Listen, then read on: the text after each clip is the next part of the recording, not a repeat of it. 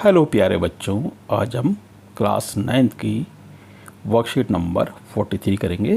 बल तथा गति के नियम अध्याय की पुनरावृत्ति। ज्ञान, आपने बल तथा गति के नियम के बारे में अब तक क्या जाना? जिज्ञासा दीदी, हमने बल तथा गति के नियम के बारे में बहुत कुछ जाना। जैसे बल है खींचना या धक्का, इसका मात्रक है किलोग्राम मीटर पर सेकंड स्क्वायर और न्यूटन, 1 न्यूटन होता है। जब कोई बल 1 किलोग्राम द्रव्यमान वाली किसी वस्तु में 1 मीटर पर सेकंड स्क्वायर का त्वरण उत्पन्न करता है। संतुलित बल का परिणामी बल शून्य होता है। असंतुलित बल परिणामी बल शून्य से अधिक। बल तथा गति के नियम, न्यूटन के गति के नियम। गति का प्रथम नियम, प्रत्येक वस्तु अपनी स्थिर अवस्था या सरल रेखा में एक समान गति की अवस्था में बनी रहती है जब तक कि उस पर कोई बाहरी बल कार्यरत ना हो। जड़त्व अवस्था में परिवर्तन का विरोध करने का गुण और द्रव्यमान जड़त्व की माप। गति का दूसरा नियम है, किसी वस्तु के संवेग में परिवर्तन की दर उस पर लगने वाली असंतुलित बल की दिशा में बल के समानुपातिक होती है। संवेग P = mv, मात्रक किलोग्राम मीटर पर सेकंड, F = ma। गति का तीसरा नियम, जब एक वस्तु दूसरी वस्तु पर बल लगाती है तो दूसरी वस्तु भी पहली वस्तु पर वापस बल लगाती है। ये दोनों विरोधी बल मात्रा में बराबर पर विपरीत दिशा में होते हैं।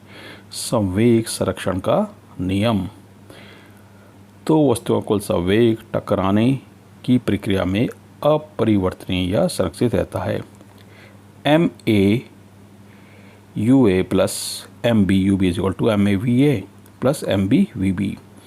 गेंद ए और बी के टकराने से पहले, टकराते समय और टकराने के बाद का संवेग आप देख सकते हैं। अब हम प्रश्नों को देख लेते हैं। एक इकाई बल या 1 न्यूटन को परिभाषित कीजिए।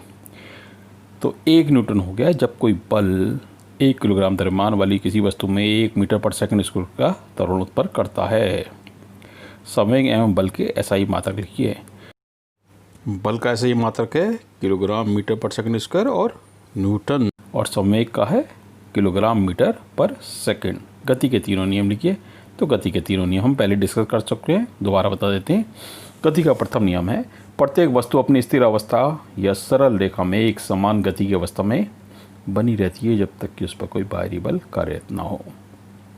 और गति का दूसरा नियम है, किसी वस्तु के संवेग में परिवर्तन की दर उस पर लगने वाले असंतुलित बल की दिशा में बल के समानुपातिक होती है। और तीसरा नियम है, जब एक वस्तु दूसरी वस्तु पर बल लगाती है तो दूसरी वस्तु भी पहली वस्तु पर वापस बल लगाती है। यह दोनों विरोधी बल मात्रा में बराबर पर विपरीत दिशा में होते हैं। गति के दूसरे नियम के कोई 2 अनुप्रयोग लिखिए। गति के दूसरे नियम के दैनिक जीवन में हम प्रयोग लिख लेते हैं। लंबी ऊंची कूद में खिलाड़ी का बालू कुशन पर कूदना।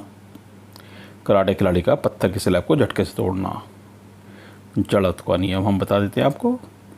प्रत्येक वस्तु अपनी गति की अवस्था में परिवर्तन का विरोध करती है। वे अपनी मूल अवस्था को बनाए रखना चाहती है, चाहे वो गति में हो चाहे वो स्थिति में हो, यानी शांत अवस्था।